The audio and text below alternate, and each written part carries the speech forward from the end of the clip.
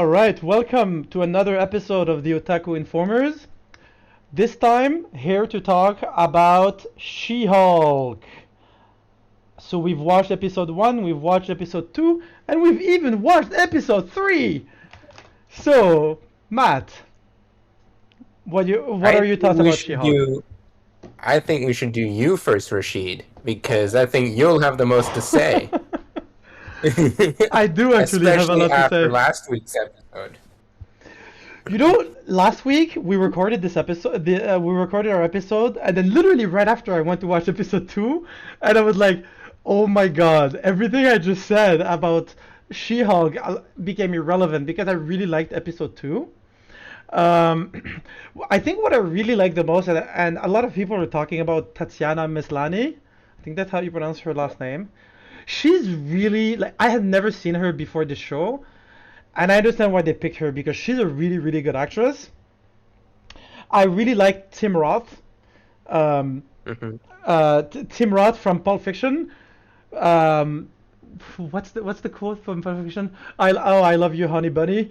But nobody fucking moves. This is a hold up. Anyway, it's like I've watched Pulp Fiction so many times, and I really am a big fan of Tim Roth and his performance. This is what I've been liking about these Marvel shows, that they're getting these big actors to do these roles like Ethan Hawke in Moon Knight, and Right. like he's such a good actor that in 5 minutes he got me invested into the villain of the story. He got me. He also even got me invested in the whole concept of having superheroes being on trial, and the fact that she's like the whole concept of superhero trial and being a lawyer for those type of cases. I think it's very interesting. And in episode 3, episode 3 I liked a little bit less than episode 2 for one reason. And now let's get. So I said a lot of the things that I liked. I will still give it a couple of criticism. First, if you go on Twitch right now, you can see this picture that I just posted. Which is okay. It's not a big deal. It's not a big deal. It's a screenshot from episode 3. If you open Twitch real quick. So this is the beginning of the episode when She-Hulk is walking in her friend, Yeah. and I'm putting it on full screen, so people who are watching it on YouTube are getting the picture on full screen. This looks like, This one. yeah, Yeah. it looks like some like an amateur made it, like a beginner who's like learning like VFX is making this. Like this is what people were complaining about. Like it looks like a PS2 game. I always think about Final Fantasy X and its crazy cinematics, and Final Fantasy X cinematics on PS2 were better than this. I will say that was the only scene I did notice the VFX and go, "Ooh, that didn't look good." Out of all 3 episodes so far, it Yeah, was that one scene that I was like, "Ooh, that was rough." So and Really? if it was only one scene that I noticed, the artists have done pretty well, even That's with all the interesting. time crunch and working overtime and I you know, noticed that episode 3 had a few more scenes that did stand out. Like, I do still see the graphics or lack of like decent graphics, but it's not a big deal. But they do stand out a little bit. On episode 3, there were a few more scenes that looked a bit part of like Uncanny Valley kind of feel. That's what they gave us in episode 3. More than that scene that you put up. But well, it's not a big deal. no, I agree. It's not a big deal, you know. Like me, it's like playing a video game with bad graphics but very fun gameplay. It's like as long as the gameplay is good, it's like I can forgive the graphics. And you remember when I watched episode 1, I was like, oh, I don't mind the CGI. It's just it what it brought to my mind was also Obi-Wan, and how I forgot where in Obi-Wan, but I remember there were a couple of episodes where it just looked a little low budget. And I'm just wondering, what is Disney? Why isn't Disney putting more money into these shows when you have your competitor Amazon Prime putting $500 million on Lord of the Rings season one, and you have House of the Dragon being $10 to $20 million per episodes? Like right now, we literally have two of the biggest companies spending so much money on their flagship shows, on some of their flagship shows. Like Amazon literally said, like, if Lord of the Rings isn't a success, like we're gonna reconsider the whole streaming thing. So like, it's just not a good look when you have She-Hulk airing at the same time as these two shows, and it just looks cheap. You know, it just makes me wonder how invested is Disney on these shows. What do you guys think? It just feels like Disney is being a bit cheap, like Jeff Bezos, and paying them a decent wage. And it's like, you know what? Even if you don't have time, pay more artists. Just don't be cheap. That's it. Matt? I think it's a bigger issue with Disney in general, especially with the new CEO Bob Chapek or something. I Yes. don't remember his Yeah, that's his his name. name. Because once he got into full power, lots of things in Disney parks got dialed back and new things got put into place to just get you to pay more and give them more money. And then some of the news stuff he chopped off because it was wasting money, and he's done other changes in the company to make just more money. Whereas I think he's part of this where this whole new motion in Disney where they're like, okay, let's just do the bare minimum so we can spend the least amount of money but make the most amount of money. And it's like, guys, no, just spend the money you need to give us like good products and good experiences. I absolutely agree. Amen to that. And Felipe, you were like, oh, Disney feels cheap, like Jeff Bezos not paying his employees a living wage. You know that like Disney park employees, like Disney World, Disneyland, and all of that, they're paid so miserably, and like Disney makes all of their money from the parks. Like everything they do is just for more people to go to these parks, and it becomes more and more expensive to go to these parks too. So it's literally that. It's just them being cheap. And I'm just surprised because Disney Plus seemed like a priority to them at the beginning when you saw Mandalorian and stuff. But so anyway, for me, so just to conclude of what I wanted to say about She-Hulk was I really like the show. It just feels cheap many times. Like sometimes some of the actors, I'm like, am I watching a CW show? This guy's is terrible at acting. you know? Like Tatiana Maslany is a great actress. Tim Roth is a great actor, and I feel it when they're on the screen. Everybody else just feels like they hired the cheapest actors they could get. What did you guys think about the acting of the other characters? Like some of the villains. Like the first time that woman comes into the cat girl villain who's there for 5 seconds. Oh, Tanya. Yeah, she breaks into the thing. She almost looked like a cosplayer. That it was like a scene for YouTube. He's an influencer, super influencer. Yeah, remember? Superpowered influencer Titania. I was like, oh god, that's where they're going with this? I didn't even remember that. That's worse. Yeah, they're trying to stay like make so many pop culture references that they are like trying to put everything in.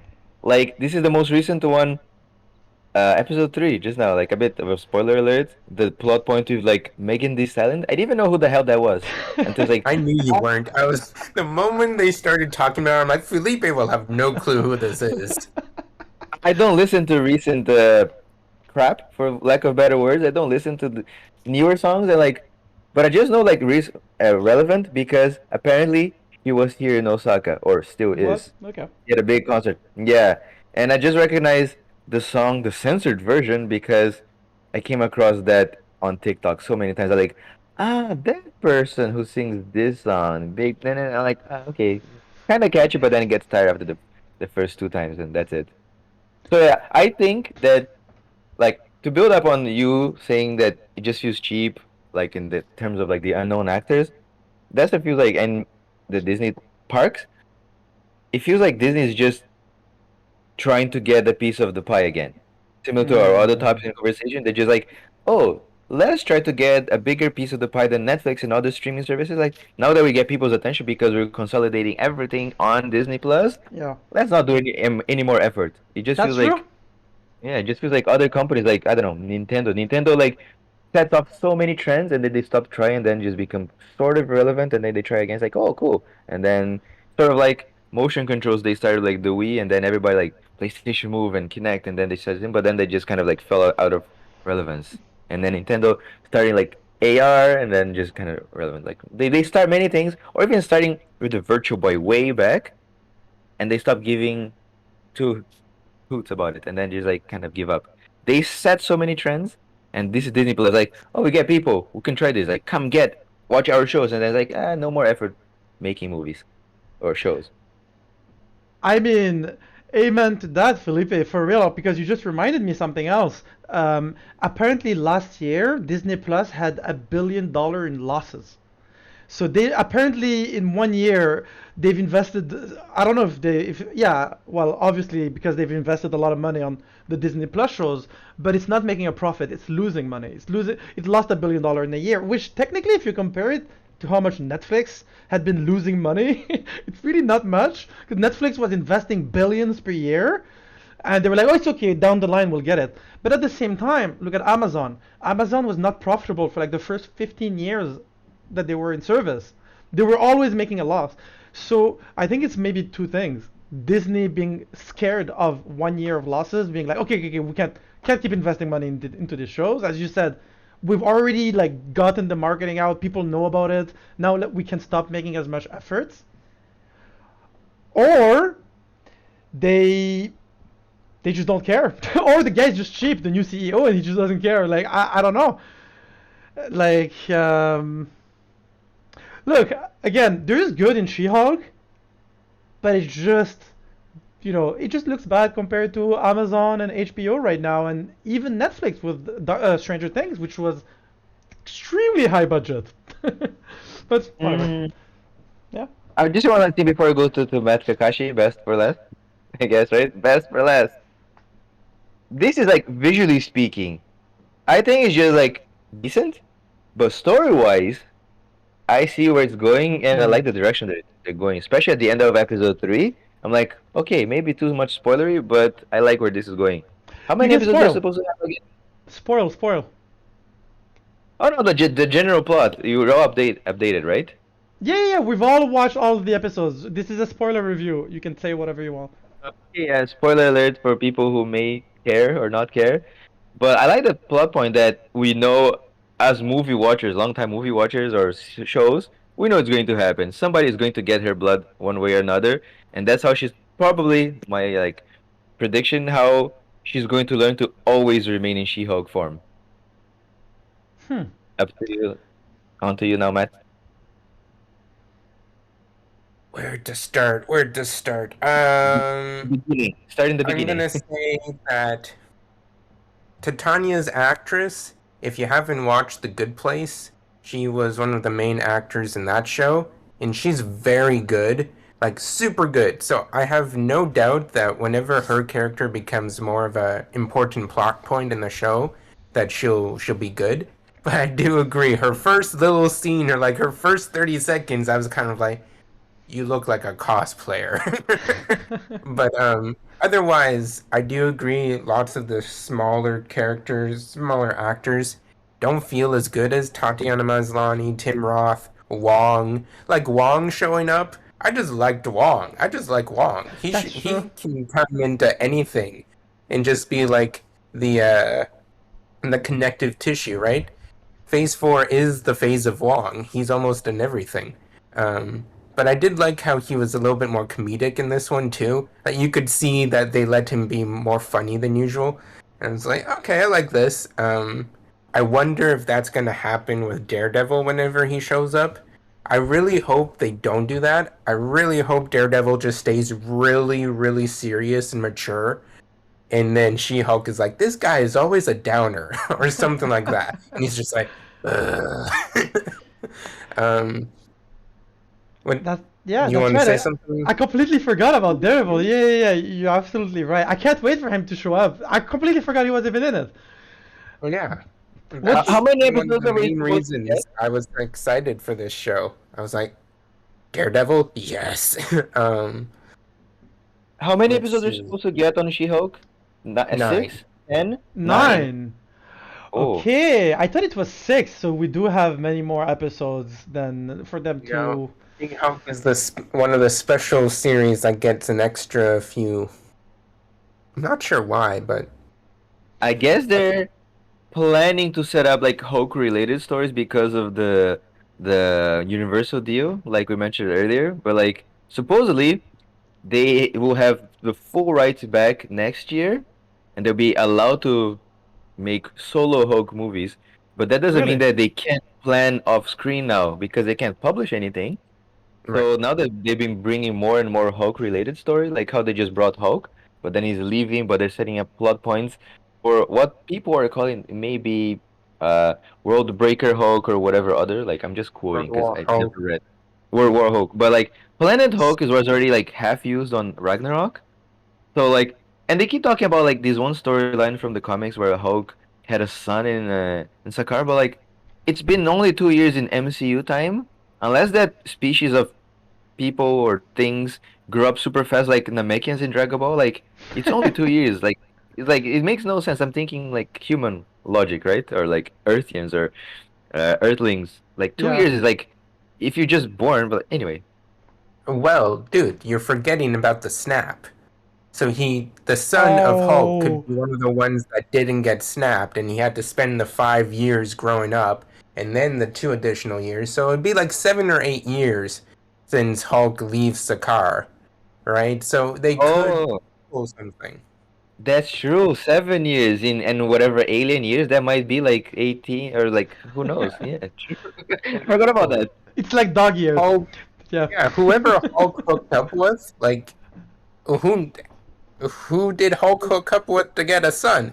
Whatever happened there, like his son could just grow up faster than normal, right? So like they could do lots of stuff to figure that out. True, true. And that is the thing that excites me about like the MCU is how Kevin Feige will make sense. Because I'm still curious about how they're gonna bring back the X-Men. I've been watching videos here and there about like, how they could explain that the mutants have always existed. They already Because yeah, kind of did that. They've already kind of done that. Yeah. Episode 2 at the start, they reference Wolverine. So on the Oh, web that's right. page, on the very on the side, they're like, "Man with metal Yeah, claws that's right. has fight in bar," and it's like, wait, that means they're already in the universe. They just aren't known. Yeah. Okay. I think it says like man with sword hands or something. It doesn't even Yeah. say metal claws. It says like sword hands, so it's even more like. But yeah, you definitely know it's Logan. But yeah, and in the same page they did refer to the Tiamat from the Yeah. Eternals. I mean, this is I just a cool forgot Easter egg. that. This is the kind of Easter egg they should mention because us and a bunch of other people mentioned that like why haven't they never talked about in previous movies? There's been like 3 or 4 movies that they didn't reference that. But like I said, what's the point of referencing something that it's not going to be relevant? You're just going to waste your time in the movie itself. Like, oh, did you hear about that one statue? Like, okay, so what? Yeah. Mention. We could acknowledge, yes, but like if we have to go, it has to be important to the plot to make it make sense. Or otherwise, like we're in New York, like Spider-Man not Homecoming, No not way from home. home, No way No Way home. Home, You yes. said all the two before. You forget Everything but everything but the one. Too many homes. So like we're in New York. What's the Yeah. point of mentioning something like way far that's going to be relevant? So like his life, he doesn't care about like what's happening in the ocean across like on the other side. That's why there's no need to mention it. But this is a cool Easter egg in She-Hulk to mention like, oh, there's something that happened, and okay, that's cool. It's just something that we notice, but we don't need to talk about it. This is the elephant in the room. Do you remember in Daredevil season 1 when they talk about the event in New York, talking about Avengers 1? Yeah, and they even talk about the big green guy or something. Like, Yeah. Yeah. and also it Especially was on Jessica Netflix. Jones talks about Big Green Guy. Yeah. And I love how the first seasons of those Netflix shows just like had 1 or 2 lines and I was like, wait, they're in the same universe? And then everyone's like, no, we're not saying that. We're not saying that. Isn't Netflix technically the first ones to cross their TV shows? Like I feel like who had done it before Netflix? Like we had the Defenders, or and like we were freaking out the first time you see like Luke Cage and Jessica Jones in Daredevil. You're like, Yeah. what? That was insane, and that was like not that long ago. Did they cross over like Agents of Shield and Agent Carter or something, or whatever other Yeah, similar they did shows? something like that. Agents of S.H.I.E.L.D. did some crossovers too. Felipe, we don't talk about Agents of Shield here. No, I'm joking. I've literally never watched it. All I know is that Agent Coulson comes back to life, As a and then robot. yeah, and then in the Spoilers, he's a robot. yeah, and apparently in a recent movie they confirmed that he was dead. So like the movies have officially decided that Agents of Shield doesn't exist. Yeah. It's just kind of sad. They should find a way to like acknowledge and make it everything canon. Just like to me the Netflix series, they are canon, But they are but they now. should find, yes, they are technically now, but because Kingpin is gonna show up again in Born Again season 4, basically, or season 1.1, like 2.1, whatever, however you want to name it. We have an Echo too, right? Before Yeah. Born Again. Yeah, Maybe so the it's gonna show up, but like I think the Netflix show became its own multiverse Hmm. because at some point there was like a Nexus event in Loki terms, and The then Defenders. we're like, yeah, like I just want to see like where like paths diverge, and maybe we can get some kind of fourth wall break from She-Hulk to mention something like that. Like, Oh, talking about that's a good segue to go back to She-Hulk because what do you guys think about the fourth wall break in the latest episode where she's like, "Oh, I know Wong is gonna be in this episode, but this is still a show about me," and she's Yeah. like, Don't "Yeah, forget whose show this is actually. yeah," she's I like, like these fourth wall breaks. "Yeah, yeah, that was a good one." Like I like the fourth wall breaks when they actually bring something. Like I like how she was like, I know she's like this is not a cameo show. I know the first episode had Hulk and the second had what did the second have? Abomination. Abomination, and then the third one had Wong. She's like, yeah, but it's not a. And one more thing, do you guys think that in this show we're gonna get Red Hulk? Red Hulk was a very major is a major hero in the comics. Like I always remember it as Red Hulk being a major Marvel character. So do you think someone's gonna take her blood and become Red Hulk at the end of the show? Well, they first of already all, kind of hinted that, right? At the end of episode 3, the guys who try to fight her, they go back into the van, and one of the guys was like, "Did you manage to get it?" And he was like, "No, no. Her when she turned green, her skin was too hard." So they were trying to get her blood already for somebody, and then they're like, "Oh, the boss is gonna be pissed." So it's like, so could it be Abomination trying to like get even more powerful by getting some of her blood? Is it Titania? Is it somebody else we don't even know yet? They could be hinting at Red Hulk. In the comics, Red Hulk is a military man, right? Like he wasn't he like Yeah. some type of command like general in the military. So maybe it's just someone who just wants to become strong.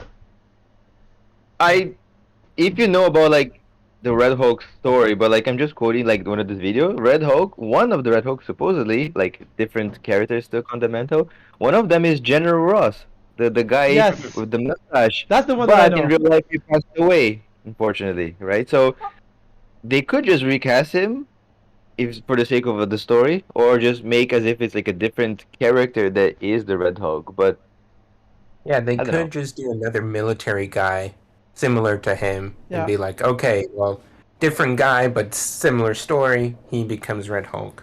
The only okay, two things before I forget. One, they could recast him because in episode one of She-Hulk, remember how Hulk says, "I'm literally a different person right now."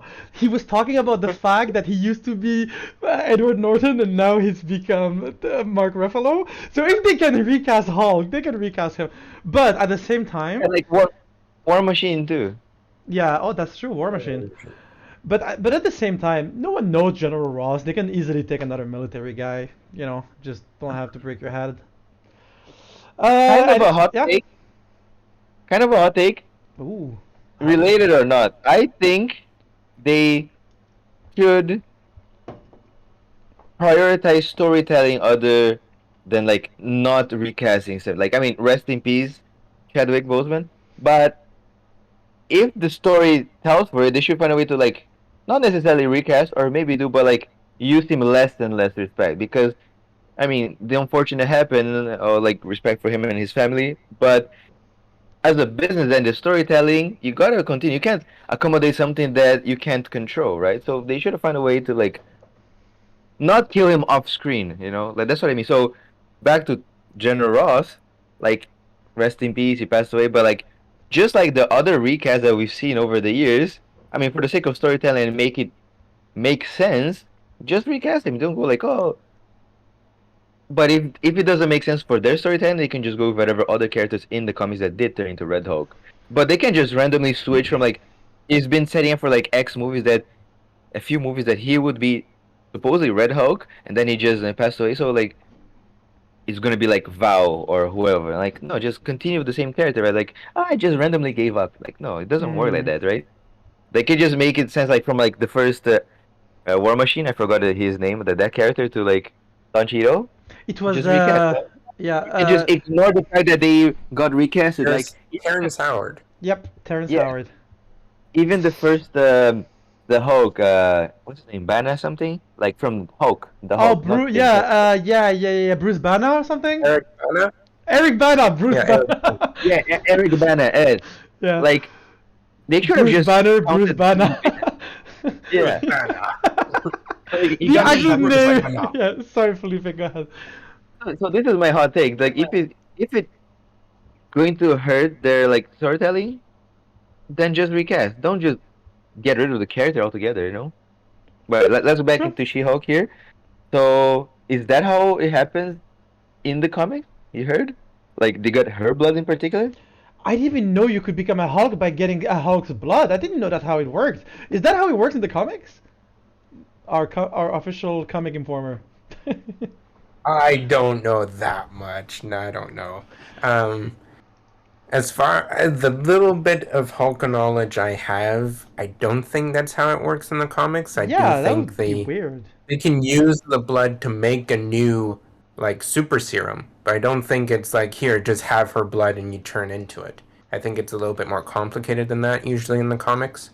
But I'm not a Hulk expert, sadly, so I'm not sure. From the Hulk's explanation on episode 1, it feels like it's their genetic that makes them like resist the radiation. Yeah, So assuming, I mean not assuming, like when they do get her blood, because you know, movies, when they do get her blood, I think the person who gets it will either like eventually die or go crazy or be a mindless creature. Because they won't yeah, be able, they don't have the genetics for it. So they're gonna either like explode by the end or like just be like some kind of like clayman looking from the Batman series, like whatever thing. right.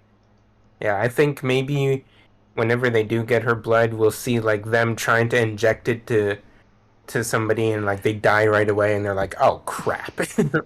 And then they Honest, try yeah, something else.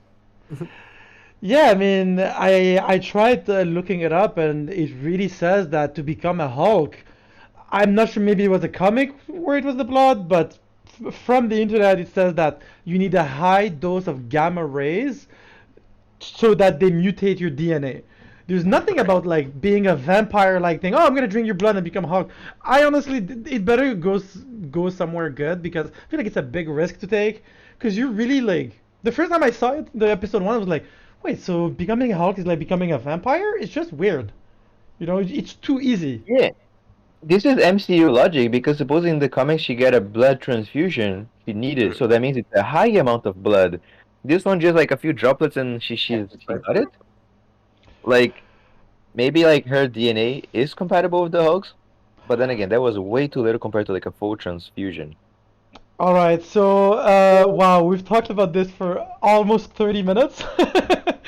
That's almost 30 minutes of talking about She-Hulk. So I think, I feel like we talked about other stuff and yeah. not really She-Hulk. But Yeah. it was all related, right? I hope.